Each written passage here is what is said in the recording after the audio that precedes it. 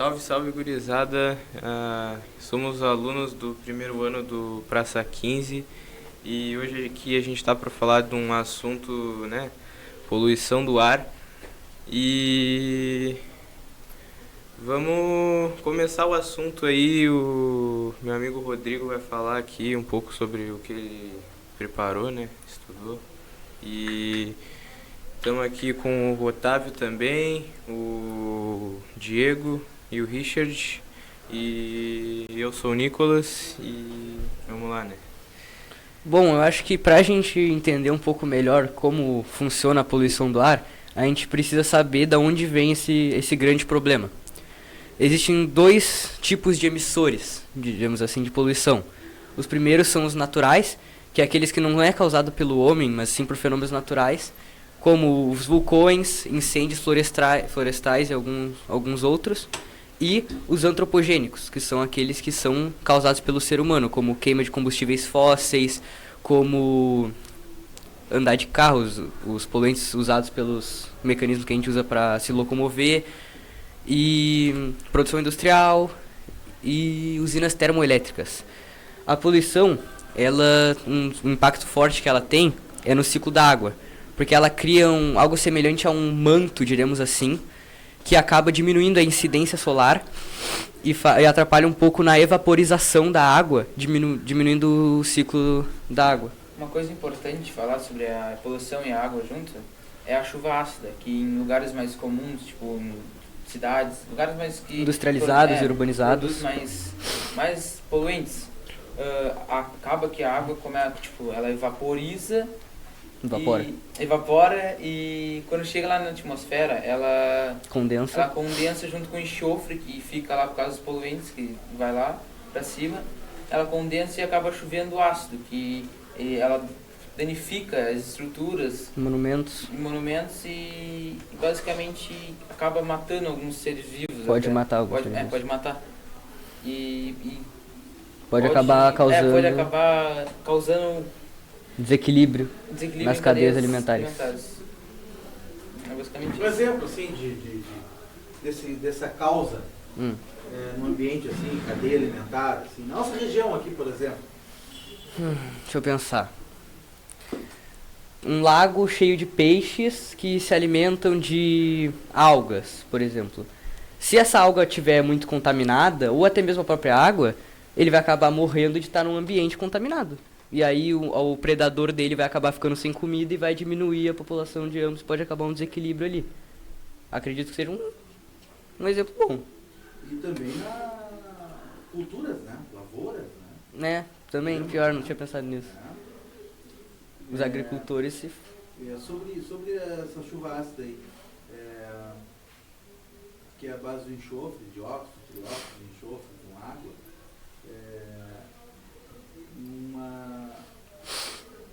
qual é a estação do ano, assim, por exemplo, na nossa região aqui, que é mais acentuada, assim?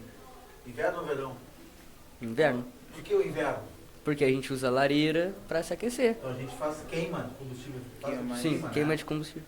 E essa combustão emite poluentes. Emite poluentes que pode transformar-se em uma chuvasca. Uhum. Sim. Legal, interessante. Também existe a camada de ozônio, localizada na rompimento da camada de ozônio. Hã? O rompimento da camada de ozônio, então. não a camada. Mas existe a camada de ozônio, né? Localizada na estratosfera. Que quando degradada, pode causar câncer de pele, o aumento da temperatura do planeta, cegueira, provocada pelo aumento da catarata. E também tem várias substâncias que causam esse degradamento. Mas qual é a função da camada de ozônio? Proteger a gente dos raios ultravioletas. Então é os raios ultravioletas que não serão mais filtrados. Sim. Isso. E provoca tudo isso. Sim, porque ela rompeu, né? Não tá rompendo, já rompeu. E aí acaba que passa mais e dá câncer de pele e etc. Aumenta a temperatura. E as substâncias que podem causar isso é principalmente o óxido nítrico, que é produzido a partir da queima de combustíveis fósseis, o óxido nitroso, eliminado pela combustão do motor de um veículo, o dióxido de carbono, produzido por reações químicas de combustão, e clorofluorcarbonetos, utilizado no aerosóis, entre outros. É o CFCs, né? Sim. Uhum. Uma coisa que eu inclusive esqueci de falar, eu me esqueci pra caramba, foi da intensificação do efeito estufa também. Que esses gases poluentes, que nem semelhante ao que eu disse sobre a questão do ciclo da água, cria essa camada que quando o sol entra, acaba que ele tranca aqui dentro e intensifica o efeito estufa. Os gases, chamados de GES, que são os gases de efeito estufa, mais comuns é o CO2, que é o dióxido de carbono, o CH4, metano, N2O, óxido nitroso, e o SF4, hexasulfeto de enxofre. de enxofre. Esses aí. Eu tinha esquecido de falar disso. SF6. E as principais consequências, além de aumento de temperatura, tem mudança climática, aumento de nível do mar, prejudica também alguns animais alguns ecossistemas, porque os animais às vezes podem não acabar não se acostumando muito bem com essas condições novas ambientais devido a esse aquecimento. Adaptando.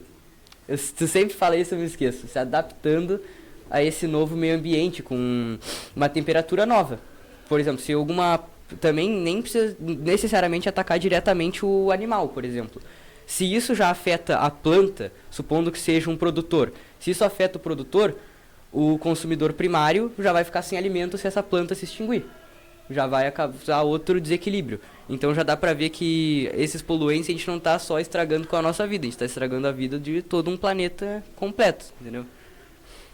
E agora eu vou falar um pouco também sobre a importância das árvores para a atmosfera, né? Que além de produzir o oxigênio que a gente respira, ela aumenta a umidade do ar e reduz a temperatura. E as árvores também, elas retiram gases do efeito estufa da atmosfera e armazena nos seus tecidos e ajuda a manter as mudanças climáticas estáveis e previne desastres naturais. As árvores são muito importantes, né, para o meio ambiente. Elas absorvem o CO2, o dióxido de carbono e outros gases da atmosfera, mas assim as árvores ajudam a melhorar o ar em que a gente respira. E essas árvores, elas absorvem a radiação solar e contribuem para a redução de temperatura. E a importância das árvores para a preservação ambiental elas ajudam também porque elas liberam oxigênio, que tem um papel fundamental no ciclo da chuva, para manutenção de umidade. E um problema, né, que a gente tem é que as pessoas desmatam muito e não plantam. Elas desmatam e não plantam o tanto que elas desmatam, né? E isso aí causa um desequilíbrio que não favorece só a seca, mas também favorece as queimadas e o aumento da temperatura em geral. E as queimadas desencadeiam muitos outros problemas para o meio ambiente. As queimadas provocam redução de fertilidade pela perda de nutrientes por lixiviação e altera o pH do solo. Diminui a capacidade de absorção da água e provoca ressecamento, podendo levar à desertificação. Então, esse problema aí é complicado, né? Porque eu acho que as pessoas poderiam, desmatar, aí quando elas desmatassem, elas plantassem mais, entendeu? Porque muitas vezes as pessoas não conseguem plantar de volta. E agora o Richard... Mas também tem umas doenças, né, causadas pela poluição do ar. Uma delas é a asma, que é uma doença crônica, né, devido à poluição do ar. Mas também tem o câncer de pulmão, que apesar de ter maior incidência em fumante, a poluição do ar também é um dos fatores mais importantes, assim. E um jeito de evitar essas doenças é cuidando da atmosfera onde a gente está vivendo, né? Sem a camada da atmosfera que envolve o globo, o planeta seria apenas uma grande esfera de rocha. E isso que o Nicolas falou sobre a queimada, dá pra ver que ela é duplamente ruim, né? Porque além de tu tá queimando uma coisa e gerando poluente, tu ainda tá eliminando uma coisa que ia nos ajudar a filtrar o nosso ar. E, pô, eu acho que seria interessante a gente trazer uns tópicos que a gente deu uma olhada sobre o que a gente poderia fazer pra fazer a nossa parte, né? Acabar...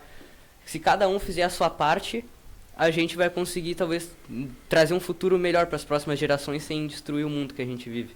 Sim, tipo, andar de bicicleta, no caso, substituir, se tu mora perto, vamos supor, do trabalho, ou de perto de algum lugar que tu queira ir. Os automóveis substituem, né, por... Se tu consegue fazer esse movimento de, sei lá, andar a pé, ou ir para algum lugar que tu iria usar o carro, normalmente usar, tipo, a bicicleta, ou pegar um transporte público, e aí vai mais gente numa... Em vez de 30 pessoas, uma em cada carro emitindo seu poluente, vai todas em um só. Não, só que emite menos. E além de causar trânsito também, né?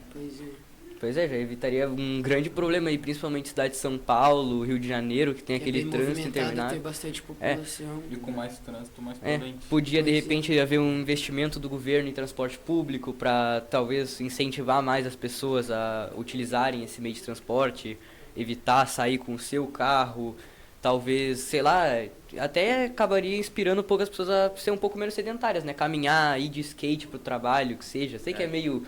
Hoje a gente vê como uma coisa meio esquisita, o cara foi de bicicleta pro trabalho, foi de skate pro trabalho. Mas o cara pelo menos não tá emitindo poluente, né? Já tá ajudando o planeta, querendo ou não. Economizar energia em casa também, por causa das usinas termoelétricas. Talvez criar outras... É claro que não é tão fácil assim, mas talvez em busca de encontrar uma nova forma de... Painéis solares Painel é uma solar, ótima opção. Todo mundo, não é todo mundo que tem essa opção, né? Mas É uma coisa cara, mas de repente com novas tecnologias pode se tornar acessível. Então, energia eólica também. pois é. Só que aí dependeria do vento. É. Se não tiver vento aí já não rola mais. Mas meio difícil, né? Não ter vento também. Não, depende do que a lugar. melhor opção mesmo Tem que saber o lugar também que tu vai instalar também. A hidrelétrica, talvez. Mas é que eu até não sei o porquê eles usam tanto a usina termoelétrica. Isso é uma dúvida que eu tenho, porque eu vejo que é bastante usada a bandeira vermelha até na conta de luz. Não sei porquê, porque tem hidrelétrica e tal, talvez não supra totalmente a necessidade de... Faltou água, a gente depende muito ainda da energia através das hidrelétricas. Nós dependemos muito no passado, né? Era muito alta a dependência. Aí com o surgimento de energia eólica, com painéis fotovoltaicos, né? Ocorreu uma diminuição dessa dependência. Mas ainda dependemos, grande parte, mais de 50% da nossa energia é provocada por hidrelétrica ainda. Tá? Então chegaremos lá, acredito que um dia chegaremos lá de não depender tanto. Então vamos destruir as hidrelétricas. Não, vamos destruir.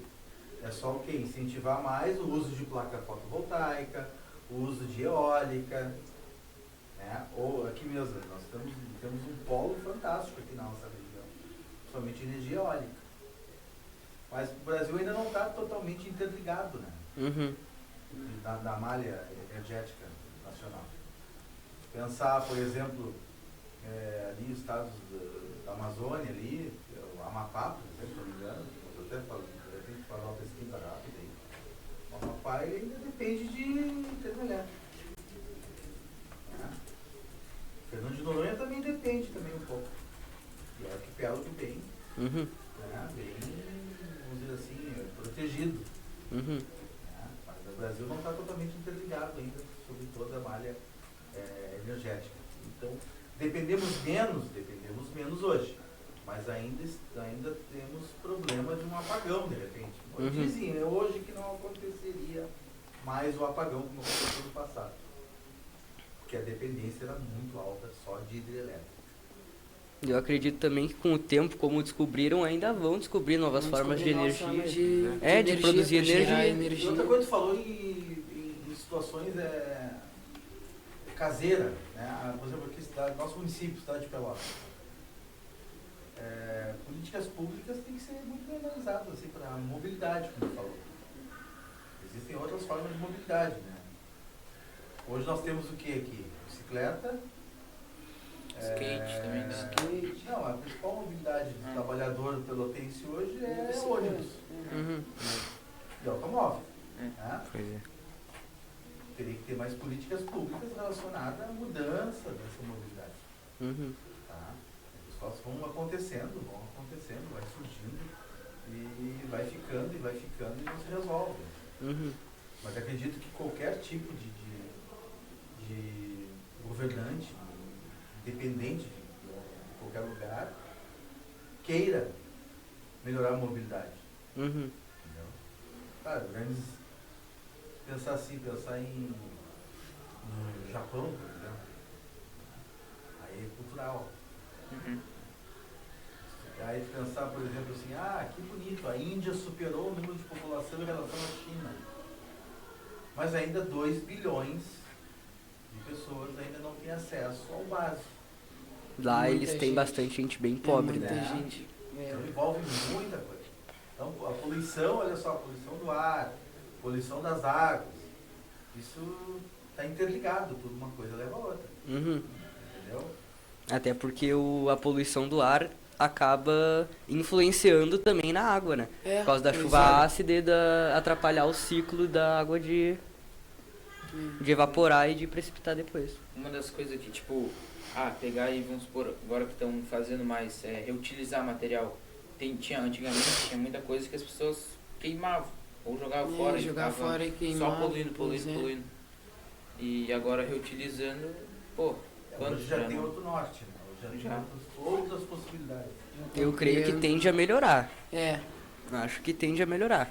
Claro, depende muito de cada um. cada um fizer a sua parte Né? também. Não só em relação à poluição do ar. Se cada pessoa tá escovando os dentes, desliga a torneira, tenta reaproveitar, não ficar lavando a calçada daquele jeito horroroso de ficar jogando água pra tudo que é muita lado. água, pois é. Se cada pessoa fizer um pouquinho, creio que dá pra reverter a situação que nós estamos. Claro, não é fácil, não vai ser pra gente, vai ser para as próximas gerações, mas Pois é, vai ser mais pro futuro. a gente também não pode cuspir na própria cara, né? Se a gente tá destruindo com o nosso mundo, a gente tá destruindo a nossa casa, né? Acho que se cada um fizer sua parte, a gente consegue voltar atrás de tanta porcaria que a gente fez. Pois é. Eu acho que é isso. Foi isso que a gente trouxe para apresentar hoje. Muito obrigado para você que assistiu. Se você gostou, deixe seu like. E até o próximo. Muito obrigado. Valeu. Tchau, tchau. Valeu.